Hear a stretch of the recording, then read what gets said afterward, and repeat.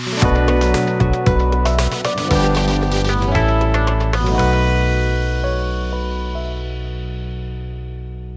full. It's time for your brains to be full as well, because I'm going to invite my next speaker up on the stage. It's my friend now, Mr. Brice. He told me it's not Brice, it's Brice. Brice Vandevoorde from REALIZ.io, and he also said it's REALIZ.io. So yeah, it was a great panel discussion which he moderated a little while back, and we will continue the momentum with his words. Up next, he's an entrepreneur, a visionary leader in the realms of business development and real estate. With a master's degree in political science and international law, Brice has successfully built businesses in the APAC region and led sales and marketing teams across EMEA. He is the co-founder of REALIZ. He empowers individuals and professionals to access smart investments and promote liquidity worldwide. Through AC Invest Group, Brice enables individual investors to achieve professional returns, leveraging his expertise in the French Riviera real estate market and international investments. His legal and marketing background ensures a strategic and goal-oriented approach to business expansion. So your approach should be to clap for my next speaker. That's Brice Vandevoorde. He's a French, but he's a Dutch as well. Over to you now. A melting pot. Thank you for the introduction. That was great. So I hope you had a great lunch. And we'll enjoy coffee soon. So today the presentation is not about myself. It's not about the company. It's about us and what we can do. So before starting, I'd like to ask a few questions. And don't be shy, so you can raise your hand if it's appropriate. I would like to know who has already purchased cryptocurrencies. Okay. Who has invested in stock market? Oh. Okay. Who has invested in real estate? Great. So I have good news for you. You are at the right space. 97% of institutional investors agree that tokenization will revolutionize asset management. 80 times, that's the multiple of expected growth for tokenization in private market by 2030. For the one who are here this morning, you heard a lot about tokenization, what it can bring, what it can improve, how it is. It's the process of representing real-world assets, such as stocks, bonds, real estate, as a digital token on the blockchain. So very simple, real assets through blockchain as a digital token. One of the most significant advantages of tokenization is the ability to fractionalize assets.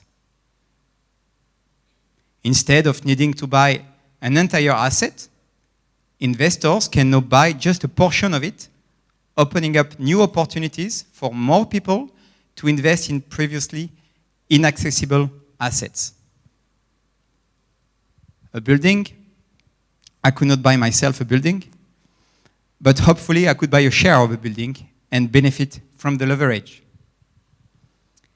There is a level of transparency which makes it easier to detect fraud and ensure that investors are getting what they paid for.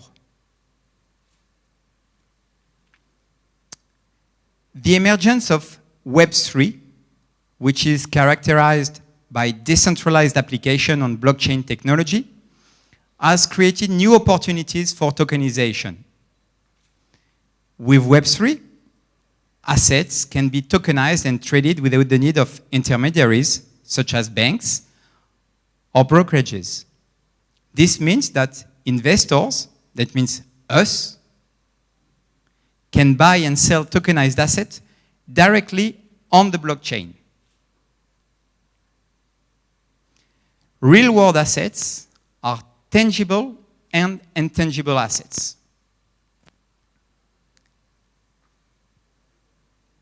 They enable people to interact with the blockchain on DeFi platforms with DeFi ecosystem. Services like decentralized lending or collateralization, real-time cross-border trading, swaps, capital stock optimization, you name it, many, many opportunities. It's a new source of real yield which is emerging. So it's creating value for the existing world. Often, not in this conference, but when you talk to other people, I can hear that tokenization may be happening in the future. It's not ready. We don't have the infrastructure. We don't have all the technology. All those companies, some of them also in the room, are showing that it has already begun. All the infrastructure is here for asset management, marketplaces, exchanges, asset tokenization, KYC. This morning during the presentation, some people were talking about custodial. I'm not sure who read the media this morning, but yesterday, so 20th of June, Dutch Bank has applied for regulatory permission to operate a custody service for digital assets. So it has already begun. Some real examples. Signum, it's a Swiss bank which is also operating in Singapore and in Luxembourg and as well in Abu Dhabi. 2 years ago, they have tokenized a painting from Picasso, La Fillette au Béret, which was sold on the 25th of May, so very recently, and the token holder had a profit of 20%. Okay, the amount is small, it's 4 million Swiss francs, even it's big for a painting. I would love to have it in my living room. But it's a small amount, only 60 token holders, so you can argue, yes, it was friends and they do it between them, but it's working. It's the proof that it's working. 100 million US dollar, Hong Kong. The first tokenized bond governed by Hong Kong law. What they want to do in Hong Kong, they want to set up a blueprint to show that bonds can be tokenized. And this is a great example of what the tokenization and the globalization is. You can see many big banks, they all work together to make it happening. They had a part of renminbi, a part in euro, a part in US. So that's really the proof that tokenization is already happening. This bond is a 365-day bond at a 4.05% yield, and it's Goldman Sachs with the platform provider. That means all of them, they all work together. They don't behave as competitor anymore. They understood that the market is big enough for them, but they have to start today. So that's how they are doing it. June, the 12th of June, so 10 days ago, Bank of China have issued for a 28 million worth of digital structure note minted on Ethereum blockchain. That means it's a native emission. And the platform used to distribute to the clients in the APAC region, APAC, so Asia Pacific, is UBS, Swiss bank. Again, a sign of globalization.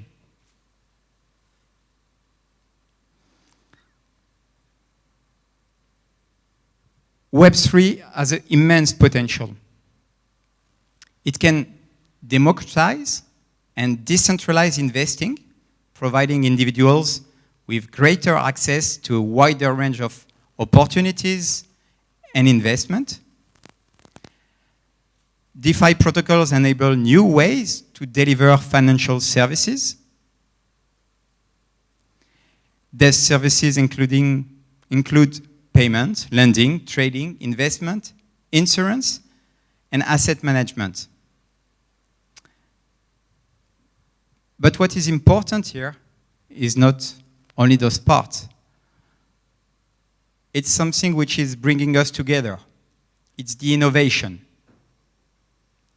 The innovation we can bring to financial market. The innovation we can bring through technology. The innovation we can bring to have a globalization and to enable more people to get access to investment. That's one of the things from blockchain and from tokenization. It's the possibility to have a fractional ownership. That means, same example as we said earlier for the building or for the painting. We reduce the barrier of entry. This way, more people can invest in projects which are sustainable. Something important is the liquidity. Illiquid assets, big assets, become liquid. Why? More people have access to it. So instead of having one person who can invest 50 million in one building, you can have 50,000 people. It makes it easier. Plus, for the liquidity, there will be the secondary market.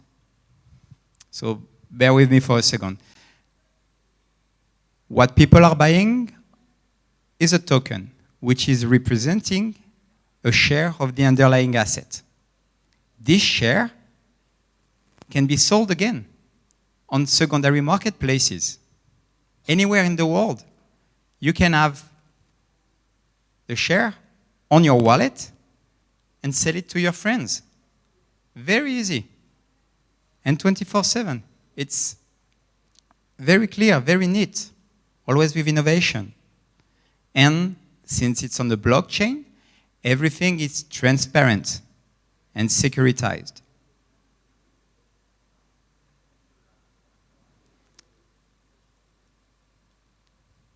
Innovation is important when it's bringing value. The added value is something key. There is no point of doing innovation if you don't bring anything. If it's just for the point of solving problems, it doesn't matter. Innovation has to bring value. Whenever you build something, must have a purpose. And there is a real added value by blockchain to private market. This value is in terms of number. It increases the efficiency. A blockchain ledger serves as a golden source of truth, so it reduces friction during post-trade reconciliation. If there is some bankers in the audience, the atomic settlement of assets can be simultaneously delivered with the payment. So it will reduce the cost. Early results show that for bond issuance, you can have up to 90% cost reduction when you use blockchain technology. 90.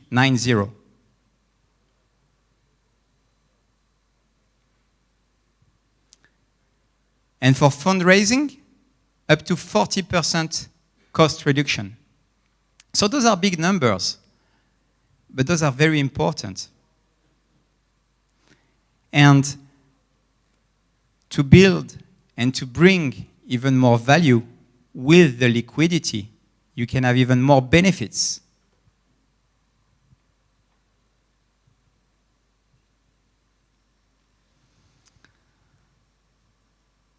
It's a statement, it's not a question. I'm not asking if tokenization will be the future of finance. It is the present, okay? Is anyone disagree with that? Thank you. Thank you. If you had all raised your hand, I would be in big trouble. But thank you for that. In 2030, tokenization will represent 10% of the global GDP. 10%. It's massive. It's really massive. I wanted to share this slide. It's from Citigroup report. I'm sure most of you have seen it. two things which are very important to me on that slide. First is the small part of the crypto market. Okay, small part is 1 trillion market cap, which is big, but compared to real world asset, it's nothing. The article title was Money, Tokens, and Games. Blockchain, next billion users and trillions in value. So why do we put the gaming into here? 50% of the world population is involved in the gaming industry. 50%. So let's say you're a gamer, you're not gamers. It's already a big part. And those people are already somehow using blockchain technology. But they don't feel it. Why? It's the same thing as today when we send an email. We don't know how internet is working.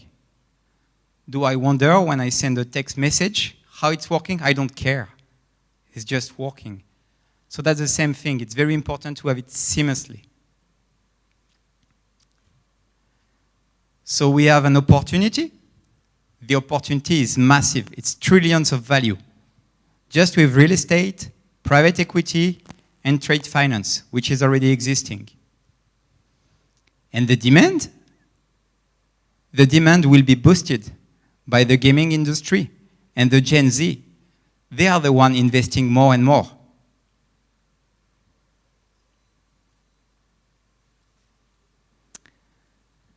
We have an opportunity. And I think that's what we are all looking, opportunities. What can we do? And this opportunity is that today we can re-architect how finance is done at the infrastructure level. That's a very important part. By 2027, the World Economic Forum forecasts the tokenization to be 24 trillions. But the true addressable market can be estimated up to 480 trillions. Don't ask me to write how much it is. It's too long and could not fit. But again, this part, that's the real world assets. It's not crypto, it's not something, it's something tangible which is already existing. We are not creating something. It's just a way to improve what is existing.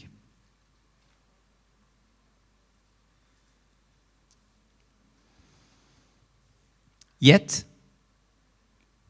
the resistance from actual investment to DeFi and to tokenization can be attributed to a few factors.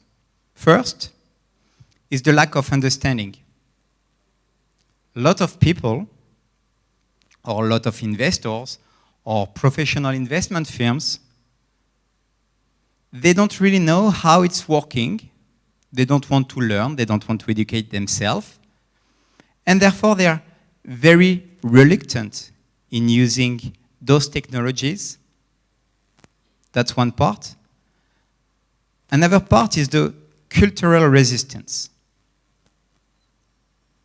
Some investors and investment firms don't want to change. They don't like new ideas. They've been doing this way for 100 years and they don't want to change. I'm French, I know that. You know, we do this way because it's better. Okay, my grandmother was doing like that. We don't want to change. Actually, we can change. And it's easier. I give you an example. My great aunt, she's 92 years old. She learned internet from the really beginning because she wanted to use a computer and to be independent.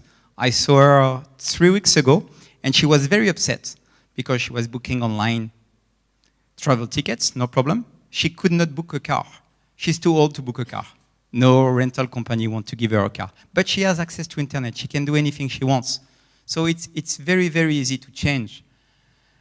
But it's a question of mindset. I have a question for you. Who sat at the same seat after lunch that previously before lunch? Come on, don't be shy. Oh, everyone has changed? We feel comfortable with what we know. That's how it is. It's not a mistake, it's not a problem, it's just the way we are and how we are built. So today what I would like to share with you is we can change, we can do things to mean good.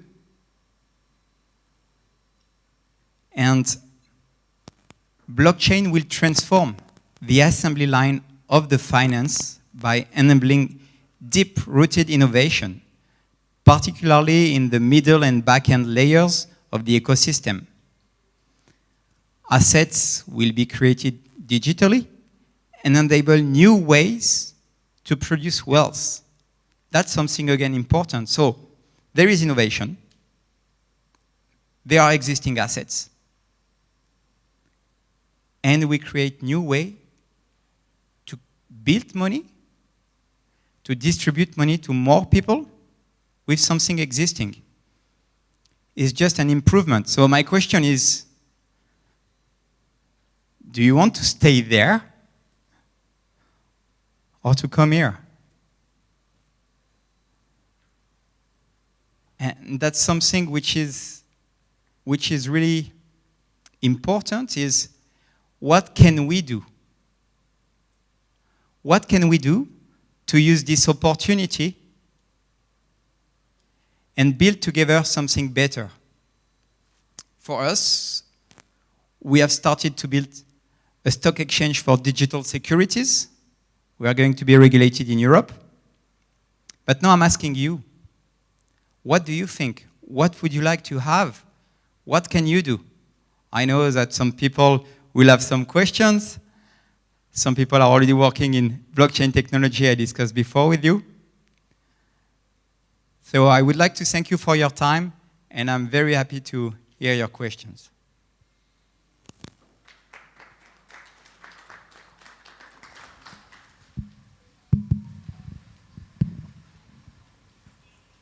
Hi, I'm Atul. I think that, in crypto, it's not only about the change, it's also about lack of regulation and counterparty risk. Let me ask give you an example. Today I start a company, I buy a real estate, I tokenize it and sell it to people. Tomorrow, if I don't honor those tokens and I, get my property back, who will regulate it? Means there is not that tokens or those contracts are not registered somewhere. No government is, currently, in most of the countries, or at least some countries, government are not recognizing those contracts. So why should I invest? So that's the bigger problem, I think, is there. What you're talking about NFTs representing properties. Here we are talking about digital securities. Yeah, anything.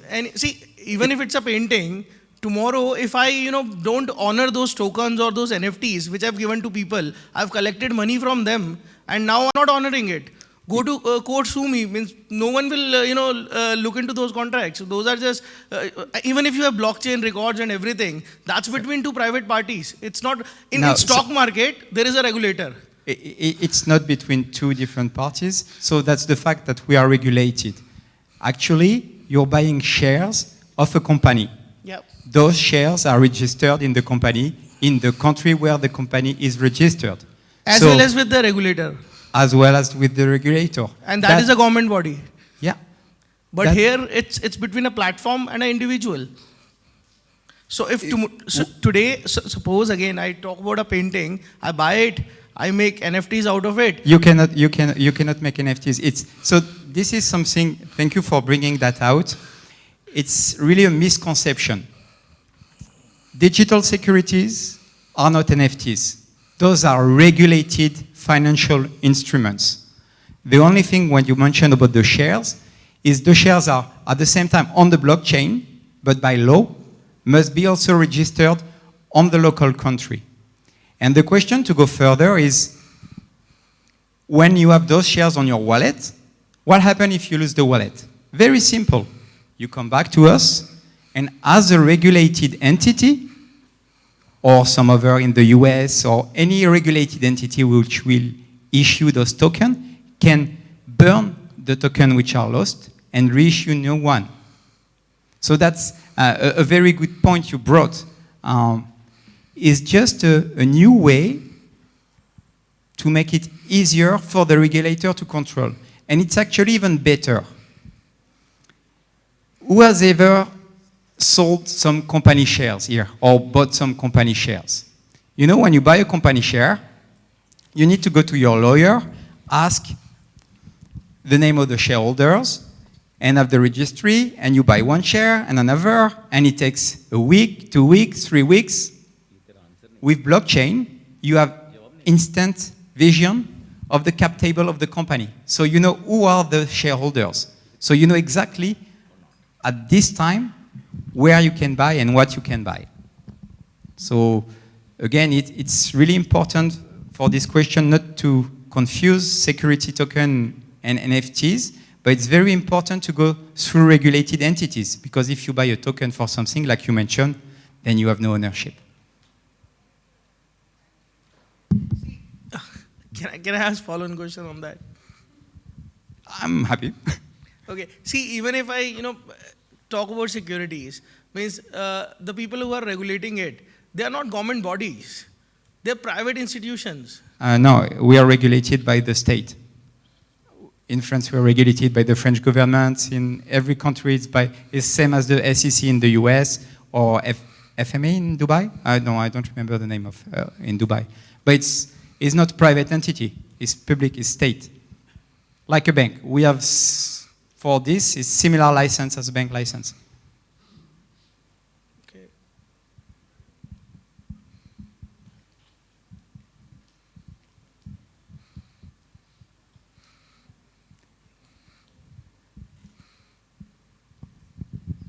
Thank you very much. And if you have some more questions, we have a booth there, so very happy to discuss.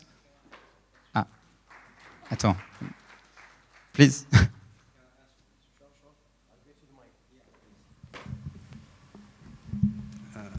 Hi. In fact, it is a question that I wanted to ask a couple of presentations ago, and it also tackles what the gentleman has mentioned.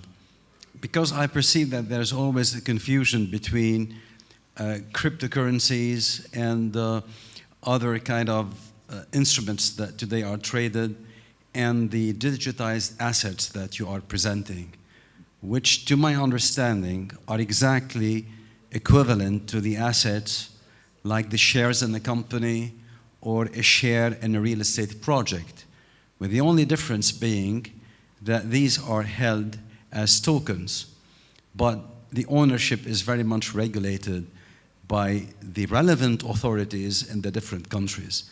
And we had been talking about how to market this whole new way of investing and how, the clients, the population should be more at ease. Aaron also talked about these platforms that make it much more easier for the investor to buy and sell. And I believe that this is an understanding that should also be very well disseminated, because there is this association. I have to answer somehow this gentleman, this wrong association between tokenized assets and other virtual assets, totally virtual assets.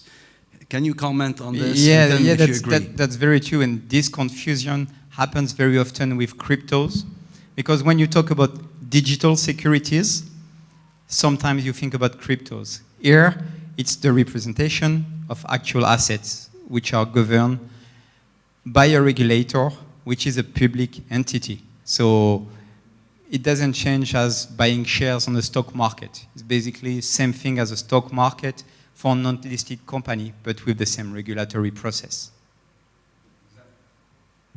This is exactly the confirmation I wanted to hear. Thank you. Thank you for the question. Brice.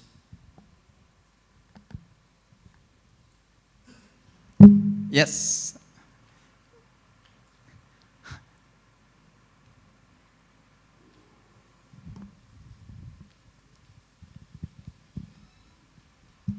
Hello, actually, I have a question regarding one slide in your presentation, and that's more about the practicability, right? So there was a Picasso, Yeah. and the tokenizing of a Picasso. I think it's a great idea, but where does it belong to, right? As long as the Picasso is in a museum, I can understand it, but when it goes private, I think there's a lot of So legal. for this, how it was done, and why it was done in Switzerland is there is in Geneva an area called the Zone Franche. Sorry, I don't know the name in English. It's somewhere where it's not regulated, where they store art and something very, very valuable, because it's like a commodity like gold. Because you're totally right. If someone is holding the painting at his own place in terms of risk insurance, it's too complicated. So this is really to show and to see it as a commodity stored somewhere.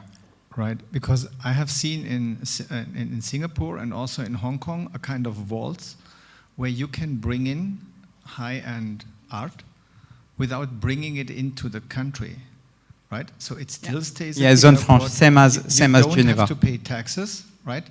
And for such things, such a concept might work, right? But otherwise, who owns the majority of such a piece at the end of the day if it's not in a vault? Because I think the idea that you presented must be fantastic for museums to refinance them. There are many companies which are focusing on art. That's one thing we looked at. They were the example of Masterwork. Maybe some of you have heard of it back in the US, where their model was not nice, according to me, but it's personal position. For me, art, it's something which is really good to show as a marketing. It's bringing a lot of attention. Now we're talking for something which is worth 4 million. It's nothing, it's peanuts. But it's just to prove the concept is working. And like you said, for the museum, it might be useful. Just to finish on that is how we can use it, is actually with collateralization. If I'm the owner of this piece of art, I can lock it in a vault, since it's tokenized, and I can use the shares, which are tokenized, on a DeFi platform as a collateral, as a guarantee. So I put it on a lending platform. Now I have 4 millions which are locked on the platform. I can borrow 4 millions. And then the piece of art is safe somewhere. For me, this is a good application. I don't believe maybe in 5 years we meet again and I was wrong, but I don't see art as a big part of tokenization. You know, people who are buying Picasso, they don't care to buy fractionalized Picasso. They buy a Picasso because they like it. Thank you.